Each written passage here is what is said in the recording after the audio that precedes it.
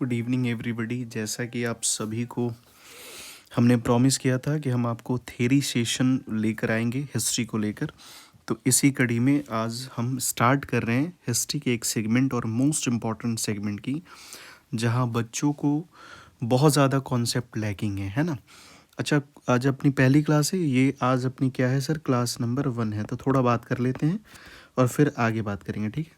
चलो देखो सर, बच्चा तो यूपीएससी की प्रिपरेशन करता तो है। अच्छा, ये ऐसे नहीं हवा में नहीं बातें कर रहे हैं अपन। अभी तक इस 6 ईयर की टीचिंग एक्सपीरियंस में अभी तक करीब करीब 90+ बैचेस ऑफलाइन पढ़ा चुके हैं, है ना। Online offline both, offline 90+ batches पढ़ा चुके हैं। इसके एक्सपीरियंस पे अपन बात कर रहे हैं कि सर बच्चा मॉडर्न हिस्ट्री तो समझ लेता है, लेकिन जो प्रॉपर डिमांड यूपीएससी करती है, सिविल सर्विस करता है, उसके अकॉर्डिंग वो नहीं कर पाता है। वो हिस्ट्री को सिर्फ ये समझ रहा होता है कि सन ईस्वी का गेम है ना। अच्छा, टीचर भी तोता टाइप मिल गए हैं, आपको पता ही है, तो वो सीक्वेंस भी रटा देते हैं, है ना, बहुत सारे इन्फॉर्मेशन दे देते हैं। तो इन्फॉर्मेशन से यूपीएससी नहीं क्रैक किया जा सकता है। अच्छा, ये सारी चीज़ें आप देखेंगे कि हिस्ट्री को लेकर जो भी मिथ है मार्केट में, वो मिथ आप इस क्लास के थ्रू धीरे धीरे जस्टिफाई या जज भी कर पाएंगे कि नहीं। जो हिस्ट्री मार्केट में अवेलेबल है और जो हम इधर देख रहे हैं, इस दोनों में बड़ा डिफर है। अच्छा, यहाँ से एक और भी है कि क्वालिटी जजमेंट भी हो, चेक भी हो। तो इसके लिए आप देखना कि आप यहाँ पे 10-15 मिनट के सेशन को करेंगे और उधर आपके स्टैंडर्ड बुक के कॉन्सेप्ट क्लियर होंगे, क्वेश्चंस क्लियर होंगे, चाहे वो प्रीलिम्स के पॉइंट ऑफ व्यू से हो या मेंस के पॉइंट ऑफ व्यू से हो। मैं आपको पीवाई क्यूज भी कराऊंगा यूपीएससी के मेंस के, और प्रीलिम्स के आप कर लेना, नहीं तो आप बताओगे तो मैं करा भी दूंगा, है ना। हालांकि हमारा एक और सेशन है एमसीक्यू सेशन, वो यूपीएससी का ही है, तो मॉडर्न जब कराएंगे आप उसमें टैली कर लेना, ठीक है सर। चलो, अच्छा, इसके लिए मॉडर्न हिस्ट्री स्टार्ट करने के पहले मैं आपको कुछ चीज़ें बता दूं। ये अपना सेशन जो होने वाला है वो 10 से 15 मिनट का होगा। कभी कभी ऐसा हो सकता है कि टॉपिक वो कौन क्लियर नहीं हो पाया, तो थोड़ा सा डिले होगा, मीन्स की 15 मिनट से 20 मिनट हो जाएगा, 25 मिनट हो जाएगा, ठीक है। अच्छा, दूसरी रिक्वायरमेंट ये है आपके साथ कि सर आप इसे एक टाइम देकर नहीं देखना है, मैं बार बार कह रहा हूँ, इसे फ्री टाइम में देखना है। ये जो हमारा जो भी सेशन चल रहा है, ये पॉकेट सेशन है। पॉकेट सेशन का मतलब समझते हैं, इसका मीनिंग ये है कि सर आप राह चलते हुए, फ्री टाइम में, चाय पीते हुए, अपने दोस्तों से गप हाँकते हुए, कैसे भी बात करके आप कम से कम ये खाली टाइम में ये सेशन देख लेना। स्टडी टाइम में इसे नहीं देखना, ठीक है सर। और भी बीच में बहुत सारी बातें होंगी, लेकिन ये रेगुलर सेशन करना है, रेगुलर नहीं करोगे मैं इसे बंद कर दूंगा सर, है ना। ये चीज़ आप ध्यान रखना, ठीक है। चलो, अब मॉडर्न हिस्ट्री स्टार्ट करते हैं बिना किसी बात के। देखना सर, मैं डेली कोशिश करूँगा कि डेली अवेलेबल हो जाऊँ, नहीं तो सप्ताह में 5 दिन अवेलेबल हो जाए, ठीक है। चलो, अब एक चीज़ समझना सर, मॉडर्न हिस्ट्री हम कहाँ से स्टार्ट करने वाले हैं। तो आपने एक चैप्टर का नाम सुना होगा, उस चैप्टर का नाम ही है arrival of European in India, है ना। Arrival of European in India, Bharat में यूरोपियों का प्रवेश। अच्छा, ध्यान से इस बात को बताना कि भारत में यूरोपियों के प्रवेश, इसका मतलब ये है कि मान लो कि हमारे घर में कोई प्रवेश कर रहा है, और वो कौन है, वो यूरोपियन है। तो दो चीज़ें तो हमें यहाँ से समझ में आ रही हैं। देखो, टॉपिक स्टार्ट कर चुके हैं, इसलिए फोकस हो जाना। दो चीज़ें तो यहाँ से समझ में आ रही है कि यूरोपीय भारत आ रहे हैं, मतलब यूरोप की परिस्थिति कुछ ना कुछ जरूर परिवर्तन या वहाँ की चेंज हुई होगी। किसकी, तो यूरोप की परिस्थिति, चाहे वो राजनीतिक परिस्थिति हो या आर्थिक परिस्थिति हो। और दूसरी एक और चीज़ें समझ में आ रही है कि भारत की भी परिस्थिति शायद बदली होगी, तभी तो कोई देश किसी देश में आ रहा है, किसी देश की कंपनी किसी देश में आ रही है। तो इसी दो कारणों को अगर हम समझ पाएँ, तो हमें भारत में यूरोपीय कंपनी के आगमन का कारण, causes of arrival of European, हमें समझ में आ जाएगा। यही तो बात है, समझ रहे हैं ना सर। बिल्कुल प्रैक्टिकल समझना है, कोई किताबी ज्ञान नहीं सर, ठीक है। लेकिन किताब के सारे क्वेश्चन सॉल्व होंगे, ये 400% दावा है, ठीक है। अब देखना सर, अच्छा, कारण ही तो हमें समझना है। तो एक यूरोप का कारण हो सकता है और एक कहाँ का कारण हो सकता है, भारत का हो सकता है, यही बातें हैं। तो चलो सर, अब इसकी बैकग्राउंड बनाते हैं और इसकी बैकग्राउंड को ध्यान से समझना। आपको कुछ पॉइंट ऐसे अच्छा लगे तो इसमें नोट कर लेना। बैकग्राउंड के बारे में बात करते हैं। अच्छा, समझना है इसको आप सर ध्यान से।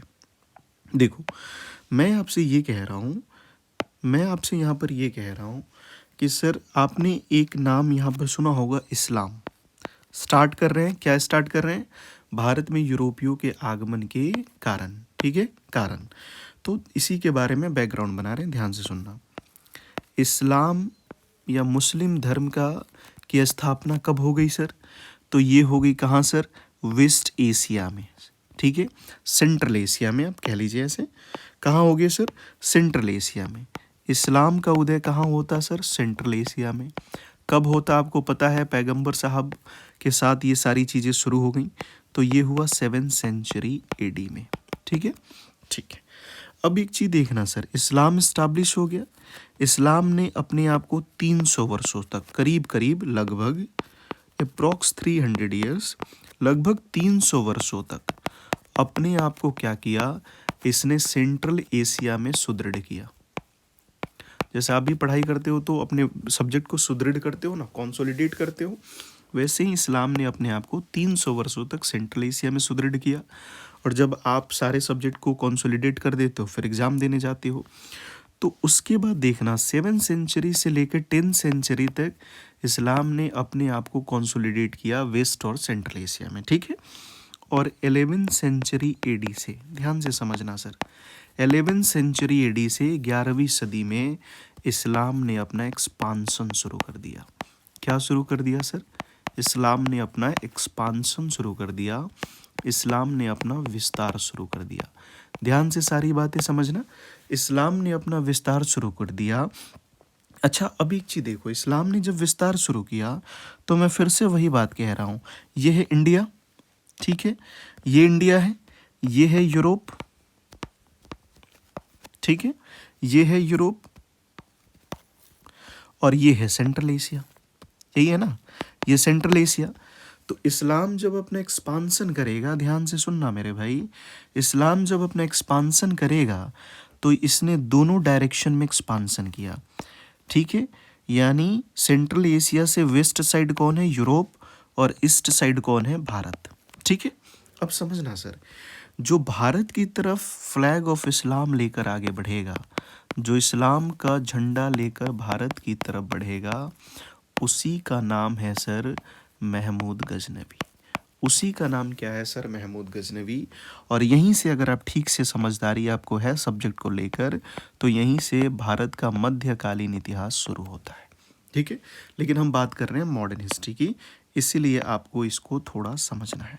देखो सर, अपन क्या बात कर रहे हैं अब, यहाँ पर इस बात को देखना, सेंट्रल एशिया से जब वेस्ट के डायरेक्शन में इस्लाम ने अपना एक्सपांसन किया, तो यहाँ पर आप इस बात को ध्यान देना, धर्म को लेकर आगे बढ़ी बात हो रही है। मतलब यहाँ पर एक बड़ी घटना आप देखोगे, क्रूसेड एक नाम आपने सुना होगा, नहीं सुना है तो अभी सुनो, क्रूसेड की बात सुनो। क्रूसेड का मतलब ये होता है कि धर्म के नाम पर युद्ध होने लगा, धर्म के नाम पर अपने अपने रिलीजन की सुप्रीमेसी को लेकर युद्ध होने लगा, ठीक है। इस्लाम एक रिलीजन जो सेंट्रल एशिया में पैदा हुआ, और इसने अपना एक्सपांसन यूरोप किया, और जब यूरोप में पहुंचा तो यूरोप में कौन लोग मौजूद थे सर? तो यहाँ पे क्रिश्चियन थे। यहाँ पे कौन लोग मौजूद थे? तो यहाँ पर ईसाई थे। ईसाई वर्सेस इस्लाम हो गया, और ईसाई वर्सेस इस्लाम की एक बड़ी घटना सामने आई, जिसे आप हॉली वॉर का नाम देते हो, या फिर आप इसी को धर्म युद्ध कहते हो, समझ रहे हो। तो यहीं पर इस्लाम ने एक्सपांसन कर दिया, और एक बहुत ही निर्णायक लड़ाई हो गई, और उसी निर्णायक लड़ाई में आप देखोगे यूरोप का जो सेंटर था, जिसका नाम था कुस्तुनतुनिया, उसका डिक्लाइनेशन हो गया। डिक्लाइनेशन होना का मतलब है डिक्लाइनेशन ऑफ कॉन्स्टेंटिनोपल, ठीक है। जैसे आप हिंदी में आपने पढ़ा भी होगा बचपन में किताबों में, इतिहास में, कुछ स्कूल टाइम, कुस्तुनतुनिया का पतन, है ना। तो सर इसी क्रूसेड की घटना को क्या कहा जाता है? तो इसी क्रूसेड की घटना को धर्म युद्ध का नाम दिया जाता है, ठीक है। तो फाइनली सर क्या हो गया? कुस्तुनतुनिया का पतन दिखाई देता है, और कुस्तुनतुनिया के पतन के साथ ही यहाँ पर यूरोप में इस्लामिक डोमिनेंसी दिखाई देती है। अब सोचो आप, इस्लामिक डोमिनेंसी का मतलब है इस्लामिक प्रभुत्व। अब यूरोप में इस्लामिक प्रभुत्व स्थापित हो चुका है। तो सर आप कॉन्स्टेंटिनोपल की जो बात करेंगे, अगर आप मैप देखेंगे तो ये इटली वाला एरिया, और इटली के पास ही एक एरिया है, एक सागर है जिसे मेडिटेरियन सी के नाम से जाना जाता है, जिसे भूमध्य सागर के नाम से जाना जाता है। और इस्लामिक आर्मी ने यहाँ पर भी क्या कर लिया सर, यहाँ पर भी कंट्रोल कर लिया। अब जो यहाँ पर कंट्रोल हो गया, तो जो इनका पूर्व के साथ जो व्यापार हो रहा था यूरोपियन का पूर्व के देशों के साथ जो व्यापार हो रहा था, वो डिस्टर्ब हो गया। अब आप ही बताओ, कोई भी स्टेट क्या बिना ट्रेड एंड कॉमर्स के सरवाइव करेगा? नहीं करेगा। और जब बिना ट्रेड एंड कॉमर्स के सरवाइव नहीं करेगा, तो भैया अब यूरोपियन को तो न्यू ट्रेड रूट्स क्या होने पड़ेंगे? तो न्यू ट्रेड रूट्स या नए मार्गों की खोज को क्या करना पड़ेगा? पता लगाना पड़ेगा। और इसी पता लगाने के क्रम में आपने देखा होगा कि बहुत सारे लोग, बहुत सारे कंट्री आ गया है, जिसमें बड़ा नाम किसका है? स्पेन का है। आगे आप देखोगे एक और नाम आप सुनोगे, बार्थोलोम्यू डियाज नाम का व्यक्ति, पोर्टुगीज जो पहली बार आता है, लेकिन वो सफल रास्ते की खोज नहीं कर पाता है। और कुल मिला के अगर इन शॉर्ट बात करें तो 1498 का वो समय, और वो यात्री जिसका नाम है वास्को द गामा, है ना। अब समझना सर, अब यहाँ पे कंडीशन समझना कि ये भारत है, ये यूरोप है, और नए मार्गों की खोज की कंडीशन है। तो सर नए मार्गों की खोज की कंडीशन तो इसी में सफल हुआ, जिसका नाम है 1498 में वास्को द गामा। कौन सफल हुआ सर? Vasco the gamma. और वास्को द गामा ने वेस्ट टू ईस्ट रिलेशन, कौन सा रिलेशन है सर? व्यापारिक संबंध। कौन सा रिलेशन है? व्यापारिक संबंध, जिसको आप व्यापारिक मार्गों की पता लगाना कहते हो। तो वास्को द गामा का बड़ा योगदान रहा कि उसने एक नए मार्गों की खोज कर दी, जो व्यापारिक मार्ग रहा, और इस तरह से ट्रेड रिलेशन इस्टाब्लिश हो गया बिटवीन ईस्ट टू वेस्ट। क्या इतनी बात समझ में आ रही है? तो हम ये बात कह रहे थे कि सर ये हम कहाँ की परिस्थिति के बारे में डील कर रहे हैं, तो ये परिस्थिति कहाँ की है? तो ये यूरोप की है। ठीक है, अब हम बात करने वाले किस परिस्थिति के बारे में? भारत परिस्थिति के बारे में। तो अब सर सेकंड फेज सुनो। अब क्या सुनो सर? सेकंड फेज सुनो। तो सेकंड फेज क्या है? आपको जो भी डाउट हो आप कमेंट कर देना, नेक्स्ट सेशन में अपन डील कर देंगे। सेकंड क्या है सर? कि सर भारत की परिस्थिति तो बता दो। किसकी? कि भाई हमारे यहाँ आए और हमें गुलाम बना ले गए। तो भारत की परिस्थिति को समझना। सर हिस्ट्री स्टार्ट कर चुके हैं, थोड़ा ध्यान से समझना। अपना सेशन गाना गाने और गुनगुनाने वाला नहीं होता है ना, तो आप इस बात को समझना सर। अब यहाँ पे जो हम बात करने जा रहे हैं उसको समझो। देखो पहली कंडीशन ये आप समझना सर कि भारत में क्या हो चुका है। तो भारत में मुगल रूल इस्टाब्लिश है, लेकिन ये मुगल पॉलिटिकल पावर अब नहीं रहे। ये बहुत क्या हो गए, जो लेटर मुगल्स रहे, वो लेटर मुगल्स या परिवर्ती काल के मुगल जो रहे औरंगजेब के बाद के, वो पॉलिटिकली बहुत पावरफुल नहीं रहे, डाउन हो गए, है ना। तो ये बात ज़रा ध्यान से समझना। दूसरा बात अब ये भी देखना कि जब ये इनका ट्रेड रिलेशन स्टार्ट हुआ, तो ये भारत से क्या करते थे? व्यापार करते थे, और व्यापार करने के लिए वस्तुएं खरीदते थे, और वस्तुएं खरीदने के क्रम में ये कर देते थे। यही तो हो रहा होगा, है ना। तो व्यापार करना है, वस्तुएं खरीदना है, और टैक्स देना है, और फिर चले जाना है। ये चीज़ें चलती रहीं। लेकिन वास्को द गामा क्या कर गया सर? तो उसने काली मिर्च का व्यापार किया। काली मिर्च, चूँकि वेस्ट में डिमांड बहुत ज़्यादा है आज भी मसालों और काली मिर्च का, तो काली मिर्च और मसालों का व्यापार वास्को द गामा ने किया, है ना। और उसने क्या किया? ब्लैक पेपर पर, ये फैक्चुअल आपको पता भी होगा कि 60 टाइम्स या मोर बेनिफिट उसने कमाया। तो और भी यूरोपियन आने लगे कि भाई 1 रुपये की चीज़ 60 रुपये नाफा दे रही है, मुनाफा दे रही है, तो चला जाए। तो वो बात हम समझ लेंगे, लेकिन आप ये समझना सर, अब बहुत सारी यूरोपियन कंपनी जहाँ जहाँ की परिस्थिति अच्छी हो रही थी वो भारत पहुँच रहे हैं। और भारत जब वो पहुँच रहे हैं तो अब समझना, यूरोपीय कंपनी भारत क्यों आ रही है? तो यूरोपीय कंपनी भारत इसलिए आ रही हैं क्योंकि भारत की परिस्थिति क्या है सर? तो भारत की परिस्थिति में ध्यान देना कि पॉलिटिकल पावर यहाँ पर क्या है, बहुत ज़्यादा सेंट्रलाइज पॉलिटिकल पावर अब डाउन हो चुका है। दूसरी बात आप समझना सर, यहाँ पर कंडीशन ये भी हो गई है कि अब जाकर धीरे धीरे कंपनी शुरू में तो व्यापार करने आई है, लेकिन कंपनी धीरे धीरे जैसे भारत के आंतरिक राज्यों में प्रवेश कर रही है तो वो देख रही है कि भाई इनकी तो सेना दिखावे की है, अर्थात खोखलापन है इनके पास, क्या है तो इनकी आंतरिक शक्ति बहुत क्या है, कमज़ोर है। ये पढ़ेंगे हम किसके कॉन्टेक्स्ट में, मराठों के कॉन्टेक्स्ट में, मैसूर के कॉन्टेक्स्ट में, पंजाब के कॉन्टेक्स्ट में, अवध के कॉन्टेक्स्ट में। तीसरा, आप सर बार बार क्वेश्चन करोगे कि भारत ही क्यों आए, तो भारत इसलिए आए सर, आपने एक नाम सुना होगा कि भारत को गोल्डन स्पैरो कहा गया, भारत को सोने की चिड़िया कहा गया।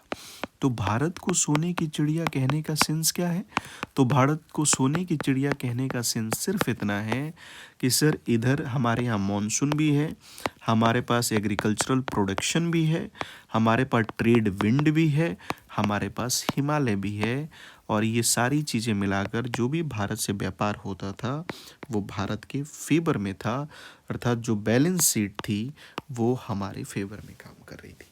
इन्हीं सारी चीज़ों को मिलाकर भारत को सोने की चिड़िया कहा गया। इसका मीनिंग है कि भारत इकोनॉमिकली क्या था, तो बहुत ज़्यादा समृद्ध था, बहुत ज़्यादा प्रॉस्पोरस था। ठीक है, तो इसलिए ये लोग भारत आ रहे हैं। क्या आप छोटे स्तर पे ये बात समझ पा रहे हैं? तो भारत आने का बड़ा कारण ये है। अच्छा, इसको और भी ब्रेक डाउन करें तो आप ये भी समझ सकते हैं कि वहाँ पुनर्जागरण वाली कंडीशन हो गई है ना, वो सारी बातें, लेकिन उसको हमने इसलिए छोड़ रखा है कि कल जब मिलेंगे तो फिर वहीं से स्टार्ट करेंगे। ठीक है, तो आज हमने समझा कि भारत की परिस्थिति क्या है, यूरोप की परिस्थिति क्या है। यहीं से क्लास फिर से कल रेगुलर करेंगे। हमें ज़रूर बताइएगा कि क्या ये चीज़ें आपके लिए फ़ायदेमंद है, आपके प्रिपरेशन के लिए फ़ायदेमंद है। हमें कमेंट करके ज़रूर बताइएगा, क्योंकि देखो सर, अपनी क्लास ना शुरू से आज तक इन 6 वर्षों में हमारी क्लास आज तक गिव एंड टेक पे चली है। मतलब वन वे कम्युनिकेशन अभी कभी नहीं करते। आपको पढ़ना है तो आपको अपनी क्लास में जो ऑफलाइन पढ़े होंगे वो जानते भी होंगे, और जो नहीं पढ़े यहाँ पढ़ रहे हैं तो आप कमेंट नहीं करोगे, अब देखना ये क्लास में ब्रेक डाउन कर दूँगा। तो आप हमें ज़रूर बता देना, और अगर आपको अच्छा लगे तो आप अपने दोस्तों को भी शेयर करना। कल फिर मिलेंगे, रेगुलर आज से स्टार्ट करते हैं 10 मिनट के सेशन के साथ, फिर इसे और डिटेल बात करेंगे कल। ठीक है, तो दीजिए हमें विदा। बहुत बहुत शुक्रिया आपको, बहुत बहुत आभार।